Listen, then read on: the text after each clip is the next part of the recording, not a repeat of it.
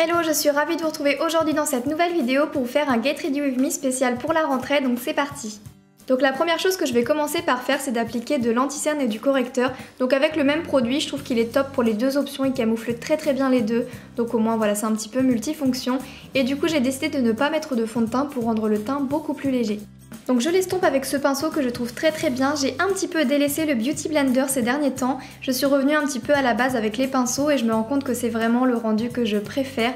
Même si c'est très naturel avec le Beauty Blender, je sais pas, je trouve que le pinceau c'est... Déjà j'aime beaucoup, je trouve ça hyper agréable et je trouve que le rendu est vraiment chouette, très couvrant et top. Et ce pinceau est vraiment top parce qu'il est un petit peu multifonction, on peut l'appliquer avec les matières liquides et on peut également poudrer. Donc c'est ce que je fais actuellement, je poudre le dessous de mes yeux et tous les endroits où j'ai mis un petit peu de correcteur. Je viens appliquer une base parce que même si vous faites peu de travail avec peu de fard à paupières, c'est quand même bien que ça tienne et que ça ne cuise pas durant la journée. Donc c'est quand même une étape très importante à réaliser.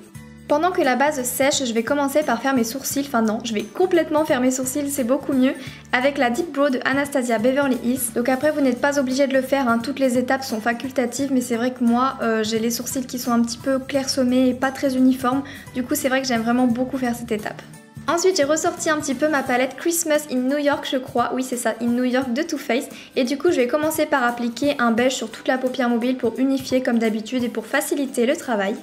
Je vais utiliser un petit orangé juste pour faire un petit peu la banane, pour la marquer légèrement, on va vraiment pas insister, il faut que ce soit léger mais qu'on voie un petit peu qu'il y ait de la couleur pour relever un petit peu le tout.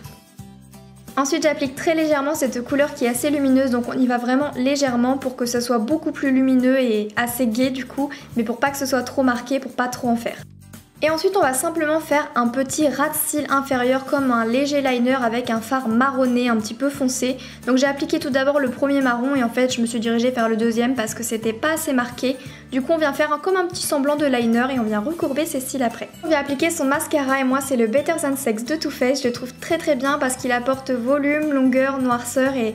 c'est vraiment un mascara que je vous conseille énormément, il est vraiment top. Et ensuite on passe au ras de cils inférieur et je vais tout simplement appliquer le petit marron de tout à l'heure, tout simplement assez rapidement et assez légèrement sur le ras de cils inférieur. Ensuite on va se donner un petit peu bonne mine et du coup j'utilise le paréo de teint de Etam. Je l'ai depuis très longtemps et il s'utilise vraiment petit à petit, il est pas cher donc je vous le conseille vraiment. Et du coup j'utilise le blush de la même palette pour ajouter un petit peu de corail.